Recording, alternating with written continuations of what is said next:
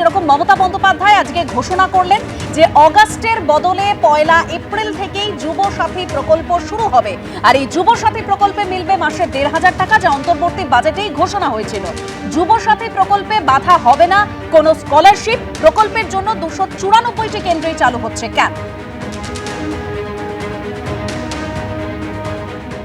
যুব সাথী যে প্রোগ্রামটা আছে, যে স্কিমটা নতুন করে লঞ্চ করা হয়েছে মাধ্যমিক পাশেদের জন্য, মাধ্যমিক পাস যারা করবে 21 থেকে 40 বছর, তাদের যেমন পরিষ্কার বলা হচ্ছে যে তারা যে কোনো স্কলারশিপে পেতে পারে, সে ঐক্যশ্রী হোক, মেধাশ্রী হোক, স্মার্ট কার্ড হোক, বা শিক্ষাশ্রী হোক, বা Swami Vivekananda merit cum scholarship হোক, যতগুলো আছে সেগুলোর সাথে কোনো এফেক্ট করবে না এটা। কিন্তু অন্য কোনো স্কিমে যদি তারা টাকা না পায় তাহলে তারা 1,500 টাকা করে আগামী 5 বছর পাবে। তারপর আবার রিভিউ হবে যতদিন তারা চাকরি না পাচ্ছে। সেইটা আমরা বলেছিলাম 15ই আগস্ট থেকে করব, কিন্তু যেহেতু 1 এপ্রিল থেকে ফাইন্যান্সিয়াল ইয়ার শুরু হয়, কাজেই এটা আমরা 1 এপ্রিল থেকে দেব বলেই ঠিক করেছি। আমি শুরুতে এখান থেকে বিমল শঙ্কর নন্দর কাছে যাব। বিমলদা, মানে প্রশ্নটা খুব সহজ, যে মমতা বন্দ্যোপাধ্যায় তিনি বলছেন যে 1 এপ্রিল থেকে এই যুবসাথী প্রকল্প শুরু হয়ে যাবে, সেখানে বিরোধিতা বা সমালোচনা আপনারা করছেন কেন? কারণ দেখুন, এই যে ভাতাটা তারা পাবেন সেটা তো তাদেরই, অর্থাৎ যুব সমাজেরই সুবিধা হবে। অনেকেরই বক্তব্য যে তারা পড়াশোনার জন্য বই কিনতে পারছেন না, তো এই ভাতাটা পেলে তারা বই কিনতে পারবেন, তারা আরো পড়াশোনা করতে পারবেন। তাহলে বিরোধিতা বা সমালোচনা করার প্রয়োজনটা কি?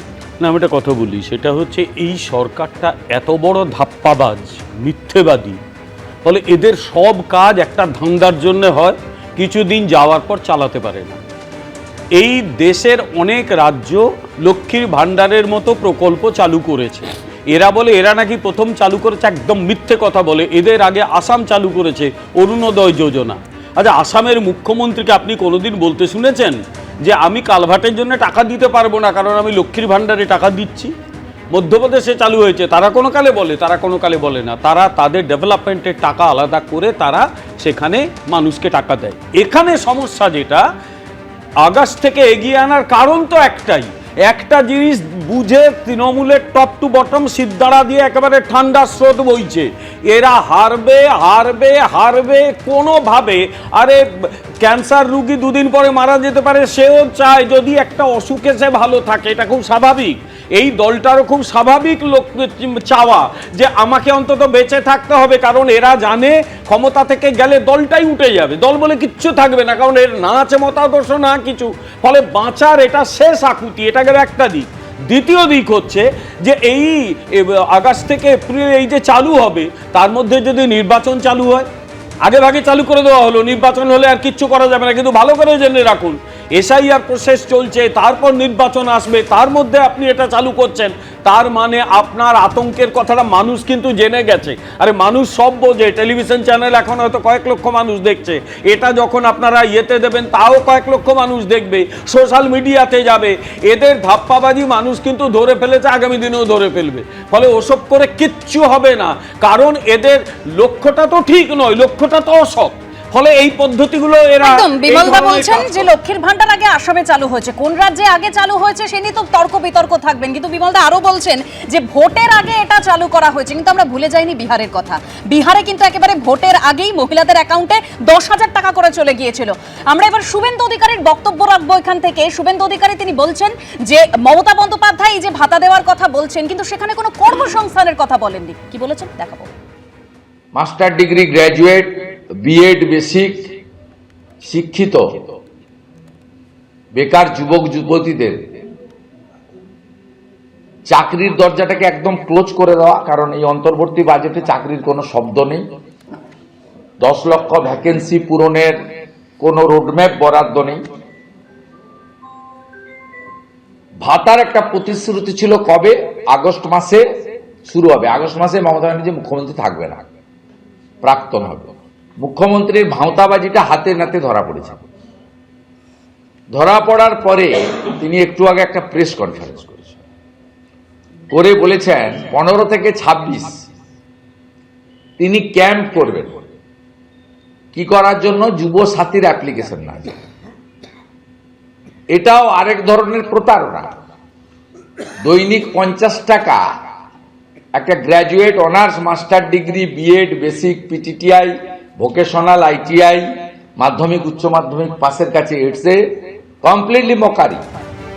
আমি এখান থেকে তন্ময় ঘোষ তার কাছে যাব। একটা আমি লাইন আসবো, আমাকে বিমলদা, বলতেই হবে। বিমলদা আসবো, আমরা আপনার চাই কাছে। মানুষের হাতে চাকরি আসুক, একদম, কাজ আমরা আসুক। আপনার কাছে আসবো। ভিক্ষের তন্ময়, ভাতা যেটা নয়। একেবারে শুভেন্দু অধিকারী তিনি বলছেন যে অন্তর্বর্তী বাজেটে কর্মসংস্থানের কোনো সুযোগ নেই, এটা পুরোটাই ভাঁওতাবাজি। শুভেন্দুবাবু লক্ষ্মীর ভাণ্ডার নিয়ে বিমলদা যা বললেন, লক্ষ্মীর ভাণ্ডার আমি পরে আসবো, কিন্তু শুভেন্দুবাবু হচ্ছেন তৃণমূলের লোক। কারণ হচ্ছে উনি যত এরকম কথা বলেন তত আমাদের ভোট বৃদ্ধি পায়।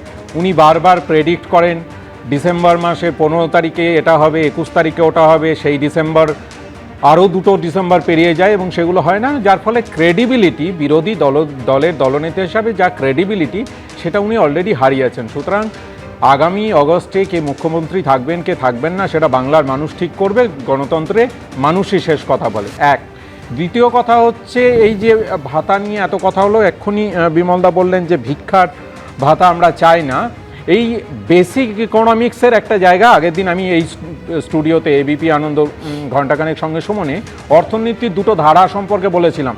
একটা ধারা হচ্ছে তারা মনে করে ডিমান্ড বেস ইকোনমি, আর একটা ধারা মনে করে যারা দক্ষিণপন্থী অতি দক্ষিণপন্থী তারা মনে করে সাপ্লাই বেস ইকোনমি। এখন এই সাপ্লাই বেস আবার রিপিট করতে হচ্ছে এটা, কারণ সাপ্লাই বেস ইকোনমি মানে কিছু ইন্ডাস্ট্রিয়ালিস্টের হাতে প্রচুর পরিমাণ টাকা দিয়ে, তাদের কর ছাড় দিয়ে তাদের থেকে জব ক্রিয়েশন হবে। কিন্তু বাস্তবে যেটা দেখা গেল, এটা বিজেপির শাসিত কেন্দ্রীয় সরকার করলো, কিন্তু তাতে যেটা হলো ভারতবর্ষের অর্থনৈতিক বৈষম্য এই মুহূর্তে যে জায়গায় পৌঁছেছে, 1% লোকের হাতে 50%-এর বেশি অ্যাসেট গিয়ে পৌঁছেছে এবং হাঙ্গার ইন্ডেক্সে আমরা ক্রমাগত পিছিয়েই চলেছি। এই যে অর্থনৈতিক মডেল, এই মডেলটাই ব্যর্থ মডেল। এক, দ্বিতীয় কথা হচ্ছে উনি জব ক্রিয়েশনের কথা বললেন, কিন্তু এটা বললেন না যে গত 15 বছরে ম্যানুফ্যাকচারিং সেগমেন্টের সব থেকে লোয়েস্ট হয়েছে এই বিজেপি শাসিত সময়ে। উনি এটা বললেন না এফডিআই সব থেকে কম ইনভেস্টমেন্ট হয়েছে বিজেপি শাসিত 10 বছরের সময়ে। তাহলে বাকি জব ক্রিয়েশনটা হবে কোত্থেকে? সমস্ত সময় মানে ব্যর্থ বিদেশ নীতির কারণে, ব্যর্থ অর্থনীতির কারণে আমাদের ইম্পোর্ট বেড়ে যাচ্ছে, এক্সপোর্ট কমে যাচ্ছে। ফিসকাল ডেফিসিট, বাজেট নিয়ে যদি আলোচনা করতে হয় তাহলে তো এইগুলো বলতে হবে। ফিসকাল ডেফিসিট 4.3% কেন্দ্রীয় সরকারের, সেখানে আমরা 3%-এর নিচে নামিয়ে রেখেছি এখন অবধি। অর্থাৎ আমরা রাজস্ব ঘাটতির দিকে যদি কম রাখি তার মানে আমাদের ওয়েল ব্যালেন্স বাজেট, আমরা মানুষের জন্য বাজেট করেছি। এবিপি আনন্দ, এগিয়ে থাকে, এগিয়ে রাখে।